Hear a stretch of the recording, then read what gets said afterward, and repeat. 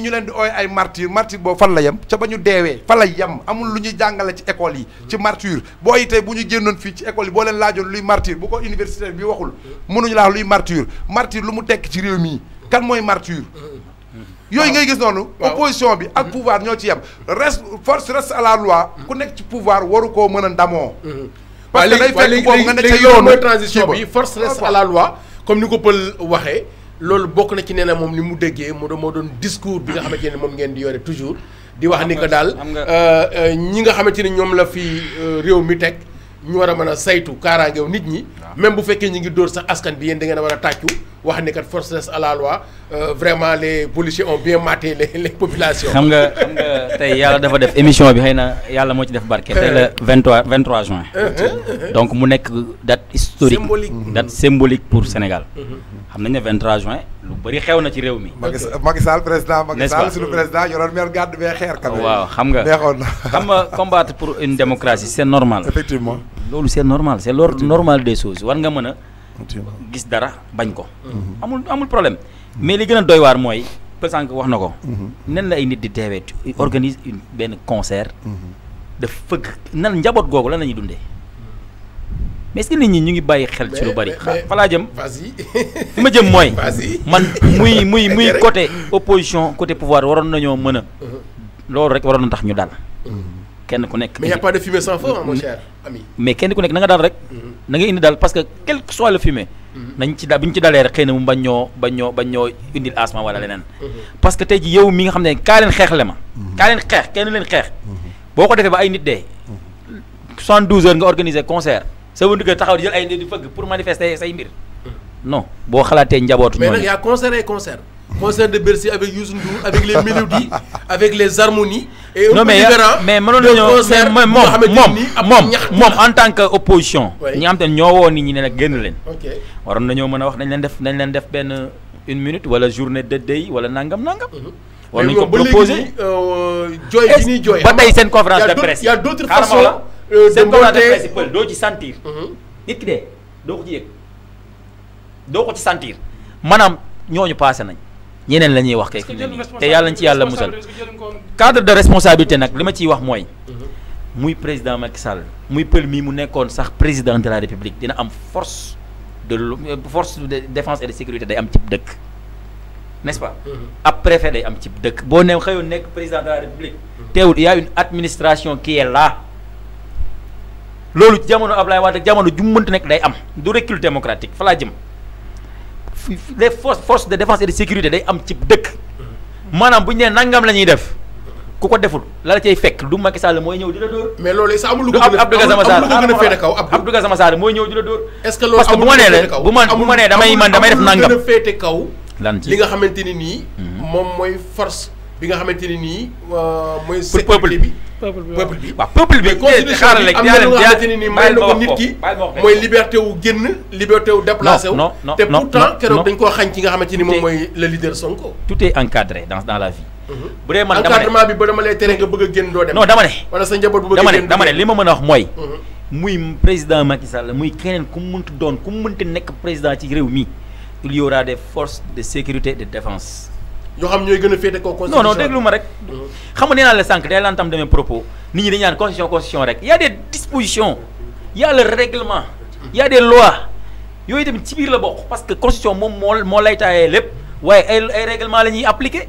arrêté préfectorial wala nga ne arrêté nangam wala nga ne arrêté nangam ñooy disposition yooyu dañ koy appliquer yow bu ñu la joxoon autorisation dañuy bind am na article bi bind ne le commissaire est chargé d'exécuter nangam parce que c'est sécurité dañ la koy gaar est-ce que dañ naan constitution duñ ne constitution nañ bàyyi indee ñu ne constitution bi moom moo ñu chapeauté lépp moom mooy charte suprême bi mais dafa am ay dispositions yu ñu tënk sànq ma wax naa ko pour man waruñoo delloowaat ginnaaw ci disposition yooyu dafa am ay règlement yu ñu appliqué yow yaa demandé yaa def sa déclaration nga jox autorité bi nga ko war a jox autorité bi tontu ne la kat li nga déclaré mënuma c'est pas recevable par exemple mais nga xëy ne recevoir ak ñàkk recevoir dinaa ngeen ci mbedd bi dañuy xeex ak yéen mais où est la responsabilité de Abdou Gassama Sarr dans tout ça où est la responsabilité du président de la République dans tout ça parce que là y a une administration qui doit gérer et bien public bien nit ñi. La sécurité leur bien et les leur bien dañ ko war a am ñu ko gérer.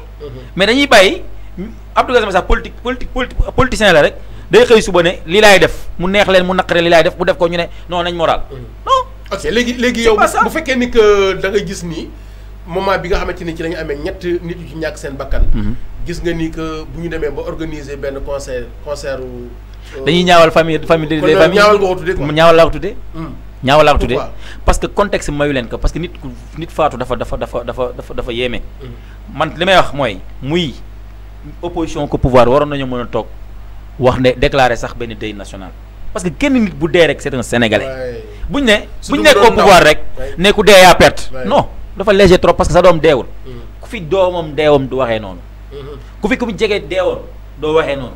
kon loo mën a wax li xam li dalal nit ñi xam ne lii kat Sénégal lañ te ñoo ko bokk élection la wax nañ ko fi sànq vraiment war nañoo mën a dem ci élection bi kuy gagné yow da nga ne damay bokk ñu ne la da ngay bokk indi say kayit nga indi say kayit ñu ne la lii baax na lii baaxul nga ne fat fos damay taal dëkk bi. non manifester du taal dëkk bi quand même. non su ma nee taal dëkk bi mais kon moor mënoon na bañ a am mu moor amee rek moor doom moom fu mu am jàmmaarloo fu mu am. mais ku leen rey moor doom am. ku leen rey ñoom ñi doon manifester wala. c'est waa APR ñoo leen rey. waa APR ñoo leen rey. non manifestation xam nga manifestation. on ne peut pas déedéet waa APR ñoo leen rey. damay gis kenn ku nekk di ko giñ sa morom. dama ne kan waa APR est-ce que ñoo leen wax génn leen.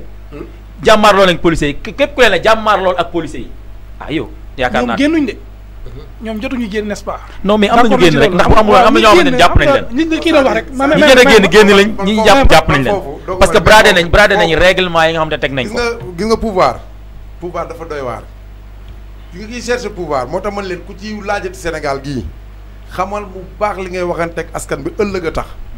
te mën na laa topp Abdoulaye Wade ñun bi ñu nekk état jeune tout di ko jëli ba jas di ko dugal si mbuur dana wax ni bu leen police a xaañee. moo doon ay yenn welo. si leen dóoree. mayu leen. par exemple ma wax na ko de. ah bien sûr da ko gis image yi. gis nga moo tax man leen gàllaaj la. mais pourtant seen président bi aussi. ah dégg nga li ma la wax man kay dégg waaw non fii ci 2011. mais man fi may waxee man fi may rebondir mais président est-ce que duñu dem sax jëlee ci ko non fi may rebondir yooyu noonu. fi may xam nga rebondir langage politique amul fi may problème. rebondir mooy il faut ñu xam yan opposition la ñu yor pouvoir yi xam li mu téye lan la. ci réew mi il faut ñu xool ñaar yooyu parce que bu yemee ki ci pouvoir bi lu ko fi bàyyi dong nga ko intéressé lu ko fi bàyyi dong. naturellement pour mu nguuru. kii opposé aussi lu mu mos si wala lu mu séddoo si wala lu mu mën a gérer ëllëg dong koo fi bàyyi ba mu jaral ko lu ne su boobaa day am problème jàmm du mës a am il faut ñu jël réew mi ñu jiital ko dañuy jël réew mi.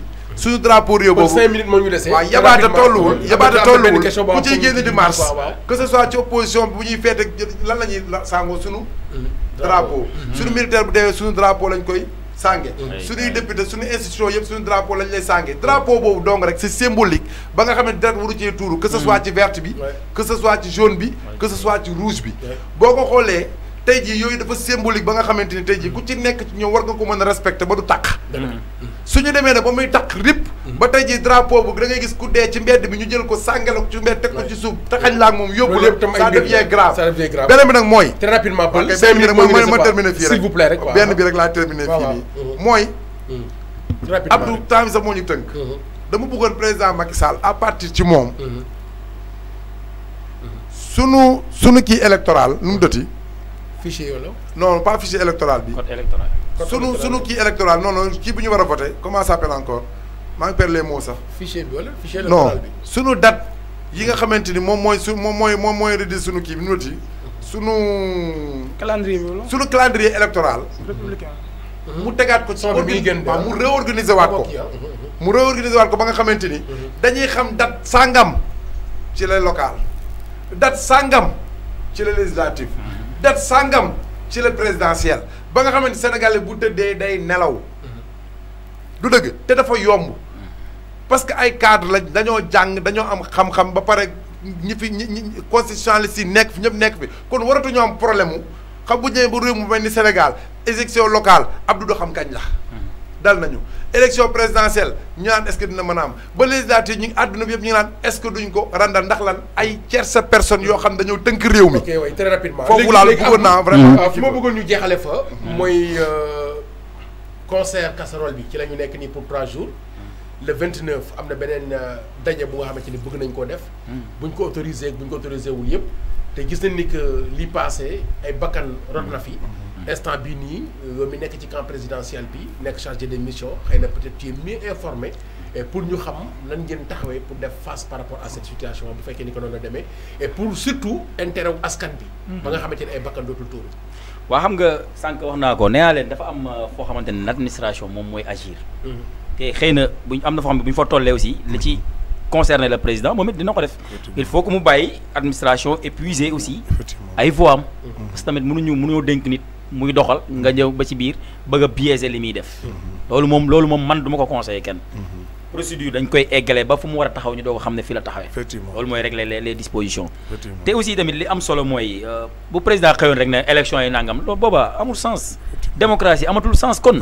maanaam léegi règle jaratul sax ñuy def ay règle jaratul ñuy teg ay règle dañoo teg ay règle nañ ci ànd li ñu wax bay wax ji mooy ku nekk nañ ko wax dëgg. dëgg mooy mënoo def say jom de. nga ne duñ la invalider sa liste. man je commence à comprendre que ne ñoom damaa jàpp ne man ñoo ko tey sax pour lii am man damaa jàpp ne. pour bañ a sëgg bëri. jeex na. jeex na ñoom dañuy wax ne que gars yi ñoo ragal. non parce que gis nga boo demee ba convoqué. xam nga non xam nga ki nga xamante ne yaa convoqué corps électoral bi. pël wax na ko sànq nee nañ amuñu date yoo xamante ne date fixe. te loolu lu ñu war a régler la. koo xamante ne yaa convoqué pare nga kaay leen ñu bëri. ki ko wax kay bu ne du ma bëri tamit bëri waaye yow Bombardier amee togal na le yow kii. non damay waxaat ci affaire autorisation bi. pour ne pas sortir du sujet damay waxaat ci autorisation pour ne pas sortir du sujet mooy def nga man li ma gëm yow déposé nga ñu nangul la déposé waat nga ñu bañal la demal nga toog suba nga déposé waat nga jël askan bi en témoin peut-être ñoom mën nañu arbitrer après mais suñu ñëwaat autorisé buñ ma ñàkk autorisé damay def. mais est-ce que instant bii yaakaar nga ne am nañu autorisation pour le 29 bi. non man gisuma ko sincèrement parler li ma gisul moom xaw ma ko. d'accord xaw ma ndax déposé nañ wala déposé wuñ mais dama ne yow nga déposé ñu ne la ayca doxalal nga doxal wax lu la neex saaga nit ñi wax lu la neex façon sénégalais yëpp témoin yi la ñuy def saaga nit ñi ba am ñu ci arrêté saaga nit ñi wax lu la neex yaakaar naa ñu bàyyi la nga def li ñuy def amul benn représailles amul benn jafe-jafe xëy na. mais nga toogaat une semaine ne damay def ñu la déedéet nga ne man far force damay def kon jarul nga ne damay def yow kay ñëwal di def rek bu dee nag ñun en tant que sénégalais dañoo toll foo xam te ne politicien bi moom amul règle bu muy protéger amul le minimum parce que sànq li nga koy wax sànq am dafa am solo mu ne constitution bi tey jii bu nangulee président bu xëyoon ne dama def nii te constitution bi ni la ko nii ngay defee sax nga ñaan ko nii nga koy defee ndax loolu la ñu siifante ak yow li ñu siife ak yow na nga ko respecté à la lettre. je pense que dañoo war a foo ñu dépasser cadre ay ku nekk li jéem a taayee li la intéressé rek mais ñu xool lan moo ñu mën a boole te li ñuy boole mooy bañ di offenser autorité bañ di offenser li nga xam te ne sénégalais yi seen symbole la sànq wax na problème drapeau parce que buñ tey jii ab préfet bu lay jox autorisation wala day les symboles de l'état dañuy teg ci kaw feuille bi da lay wane lii c'est une république donc boo nee leen ngeen def ma def boo leen deful ma def mais jarutul ngay laaj république bi parce que li ngay def suba dina am ñeneen ay gone yi taxaw ne nam nañuy def kañ nañuy pare ci loolu kon donc li may fi may daanele ci cas boobu mooy ñun ñëpp nañ nekk des vrais républicains c'est-à-dire ñu mën a xam ne démocratie rapport de force da ci am c'est vrai il faut que ñu def rapport de force parce que politique de manière générale vraiment conquête du pouvoir à conserver du pouvoir ku nekk war a mën a xool ni muy def c'est normal ku nekk da nga war a xeex nan ngay def xeex bi nag du dem ci mbedd bi di xeex mooy dem wuti ay militants dem waxtaan ak nit ñi jaay leen seen programme tey ji élection léegi mu jot te ngeen déggoo nit ñi wax sax waaye programme yan réforme la ñu war a def ci assemblée yan taxawaay la ñu war a am na ñoo xamante ne tey tête de liste nekk nañ 50 députés te mosuñu def ay propositions à l'assemblée tey ñooñu bu ñu war a tënk sunu système kon y a problème. donc loolu laa ci am lu may terminer. léegi may ma ko nag nga joxal ma ko benn question bu ndaw. mooy ci candidat mbuur yi. moom nu mu ko. mbuur de waroon nañ cee wax lu bëri. nu mu ko gisee. waaw c'est-à-dire xam nga. mbuur waroon nañ cee wax lu bëree bëri. ni mu demee presque 2 heures de temps. il faut que ñu poser le débat. jéem a fexe indi problème bi fu mu nekk.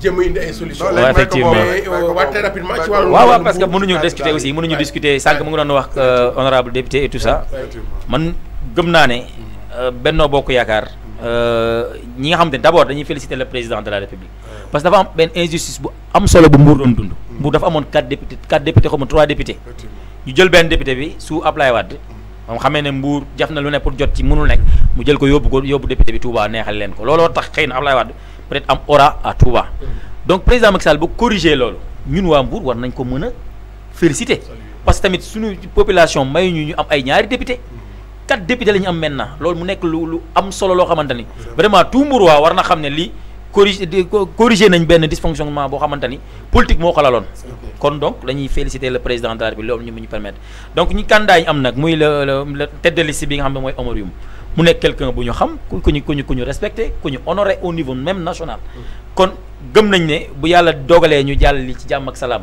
gagné ñi nga xam te ne mooy Mbour tamit dañu am ay postes yu am solo yoo xam te ne dina leen permettre ñu mën a décider liy décider di ñëw Mbour mbaa Mbour mën ci njëriñu parce que tamit député boo ko amee da lay waxal da lay layal député day lay c'est un avocat bu lay layal mais nag jafe-jafe yooyu mu lay layal boo amee xëy na ci instance yi ñi nga xam te ni mën nañ apporter des solutions loolu moom yaakaar naa après lay bi ñu indi ay solutions yu mën a Mbour waaye mën a gis seen bopp ci affaire yi kon mën nañ am yaakaar ni que ñeent yooyu yëpp bu fekkee ni que jàll nañ waa Mbour ba ci jaaykatu caaf bi sax dinañ yëg ni que am nañu leen au delà Mbour dañ ko doon layal rek peut-être honorable député peut-être am na fu mu yem da doon lay maanaam sa layal mooy maanaam jàngoor ji jafe-jafe yi Mbour moom ngay taxaw di wax di leen wax dañoo bëgg a dépasser niveau boobu au delà que député que moom mooy voté député moom Sénégal moo tax mordoom bi daf may jaaxal parce que un député vraiment fonction daa taxawta maanaam am na solo trop mais voter des lois jarul ay nit c'est que nag foofu tamit am na député yoo xam ni jarul assemblée wu ñu koy am ci ñuy dem assemblée xam nga député buy taxaw naan man député président Macky Sall laa loolu lay nekk beneen thème xam naa ni que waaw di leen gërëm di leen sant aussi si vous me le permettez keroog dama invité woon fii monsieur Diaité moom itam vraiment ñu def débat bu neex comme ni nga ko gisee déjà yaa ngi may kii ñun mënoon nañoo def débat ngeen toog ñu toog waxtaan yàgg nañoo débat nag waaw je sais xam nga li ma wax c'est parce que ñun ci suñu concept bi ñuy bëgg di demee toujours dañoo bëgg di def waxtaan bu nga xamante ni saa bu man dama fa woon dëppal laay débat non ma ne waaw mais chroniqueur la ñuy nekkaale rek quoi mais inchallah yàgg dara en réalité amul débat dañuy relancer dañuy waxtaan amul débat amul dara dañuy waxtaan di relancer c'est important te buñ ci toogee aussi ku comprendreul wala ku comprendre dina xam ni que ànduñoo kii faral ñoo kii dañuy prêt pour di relancer rek parfois ñu laaj sax loo xam nañ ko wala ñu permettre bu jëm laa tànc pour bëgg nga génn ci yow loo xamante ni askan bi dañ ko mën a dañ ci mën a jariñoo moo tax on n'a pas voulu être trop politique mais trop juridique ñun on préfère wax li nit ñi pour nit ñi xam ñun loolu la ñu gën a amal solo parce que tamit bu ñu nee un acteur politique rek nañ dañuy ñëw naan Macky Sall fii président nangam ñu noonu gëmuñu loolu su boobaa ñoo am fulla sax ñu gëm ñun c'est parce que dañuy wax li ñu xam kuy ñëw am xam-xam dañuy wax lu ñu xam pare pour ñu jox la loo xamante génn ni ko askan bi mën cee jariñ fu ñu toog mën nañoo wax li ñuy wax nii procédure bi li ñu ci xam li ñuy toog mën nañ koo wax malgré que ak lu mu mën doon ñun président Macky Sall lañ àndal te moom la ñuy défendre moom la ñuy àndal moom lañ gëm politique am parce que dañoo jàpp nit boo ko falee da nga koy gunge loolu moo tax ñu gën a renouveler suñu ànd ak moom ci moom ci réew jeexitalu émission comme wax na ko naa ko leer tuuti foofu dimbali ma dañu dugg ci xoolal dafa am émission bu war a am nii bi ñëw dafa am lu important daf nii dafa doon sama lañu débat bon mooy li ma rek contexte bi ñu nekkee fii li intéressé moo li ma intéressé Moodu li ma intéressé ci DJ ci ñi fi nekk ñëpp mooy ñu développé suñu Sénégal moo tax mu nuyoon ñu comprendre ko ku fi mënti ñëw ku ne li ñu xalaat ci réew mi rek lañ lay baaxee partage ko yow mais pas pour divertir moo tax tey li mu wax sànq li mu wax léegi mooy oowuñu sax ay kàngam yow dañuy war a jaaleeg yow di échanger mais bu nit ñooy wax dëgg ci ñi mu wax bu boobaa nañ ko wax ñu ni liñ ci xam tout simplement c'est pas pour dénigrer mais nañ koy wax rek pour relancer ko moom mu comprendre pouvoir na jëriñu opposition na jëriñu réew mi askan na jëriñu loolu mooy contexte moom itam dañ koy remercier vraiment ça n'a pas été très difficile ça n'a même pas été difficile ci benn coup de fil lii laa bëgg invité woon nañ sa naataango mu ñëw wax pour ñu bëgg a équilibrer damaa bëgg nga ñëw nga ne ma amul benn problème donc ba moom moomay woowaat di ma soññ kañ la ban heure la fan la donc loolu dañ la ciy félicité di la engagé te man ça me fait plaisir de voir des jeunes ñu pare pour di gëstu ndax ku déglu ni nga defee sa émission dina xam ni que yaa ngi comme par exemple discipline de parti bi ñuy wax wala formation yi war a am au sein des partis politiques ku xool dina xam ne que wax dëgg yàlla nekkoo fa rek di tàccu wala nga nekk fa rek di xool donc ñu ngi lay féliciter di la souhaiter vraiment carrière bu am solo ci sa dund mais aussi politiquement dafa am nag benn rubrique bu ñuy jeexale 30 secondes la ñu ngi ko tuddee baguette magique tey ji bu fekkoon da nga yore la baguette magique tey loo doon changé wala loo doon yokk en 30 secondes Mbour ou bien. ci àdduna si. non mais tout d'abord dama leen di ñaanal ah. Ouais. parce que tamit vraiment li ngeen def l'éveil des consciences képp ku koy def. dañ lay ñaanal tawfeex ak taysiir bu baax a baax a baax a baax. te vraiment Sénégal moom dëkku jàmm la. ce n'est pas pour rien ñuy wax Sénégal dëkku jàmm la. c'est vrai dëkku jàmm la tension lu mu rëy nañ toog dialoguer waxtaan di waxtaan dëgg nag parce que tamit lu dëgg la lu rek non amul sens naxante dafa war a jeex ci réew mi ku am dëgg nañ ne ko am nga dëgg parce que nit ki booy àtte da ngay àtte ci yàlla rek tax ku am dëgg ne ko am nga dëgg ku amul dëgg ne ko amoo dëgg su ko defee moom bu waree dem wutiwaat mu dem wutiwaat parce que tamit kenn ñàkkul dara parce que li ngay def sénégalais yi tax nga koy def même boo ñëwoon ñu rejeté la sax nga dem wutiwaat sax ñàkkoo parce que sénégalais yi ñu ngi fi ba tey même bu dee pouvoir nañu rejeté woon sax mu dem wutiwaat parce que sénégalais yaa ngi fi ba tey donc lu waaye di def rek na ko na ci bàyyi Sénégal parce que tamit kenn ku nekk bëgg nga am way boo xamante ni boo fi jógee aussi tamit mu amal la njariñ donc di leen ñaanal yéen mu nekk loo xamante ni ngeen am ay télé boo xamante ni vraiment bu sut RTS ah j'ose le dire parce que yéene naa leen ko voilà vraiment di wax pël moom kontaan nañ bu baax sama sëriñ sëñ Modou kontaan nañ bu baax a baax ñëw waaw c'est kontaan dañ ñëw partage ak yéen di ñaan yàlla aussi élection yi am Mbour ci dal parce que violence amul njariñ doo gagné du ma gagné parce que boo ñëwee di xeex ak man di nga sonn dinaa sonn même moo la gagné di nga sonn dinaa sonn amul njëriñ li am solo nag mooy ñu respecter population bàyyi leen seen choix sa baguette magique jàmm ak salaam stabilité président Macky Sall nag yàlla di defal ko jàmm am nga droit ndax bu amee jàmm mooy suñu ñu am jàmm yàlla na ko suñu borom defal jàmm amiin en 30 secondes sama waa ji waaw baguette magique bi de xanaa su ma sañoon moom xam naa ne manifestation moom mënul ñàkk si réew boo xam ne démocratie moo fa am ndax il faut nit ñi ku ne di wax li nga ànd ak loo xam ne àndoo ci waaye daal suñu sañoon moom bakkan dootul rot ci xeexum démocratie fii si bon comme ñu ngi ci nawet. bël est-ce que man dama la bëgg. comme ñu ngi ci nawet. te gars yi ñu ngi manifester te vraiment fi mu ne nii. dañoo war a bay. bu ñu naree manifester ba kenn nar cee waddati. wala deret war cee toqati yàlla na taw ba kenn du ko tal. Dakar raxasu.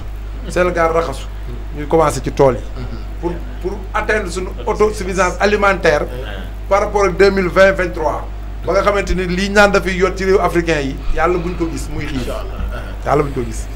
Ainsi prend fin à l'émission d'aujourd'hui pour céder la place à celle de mardi, à sûreté, à volonté, avec du thé ou du café, en bonne santé, mais toujours en compagnie des programmes de Promo Média TV.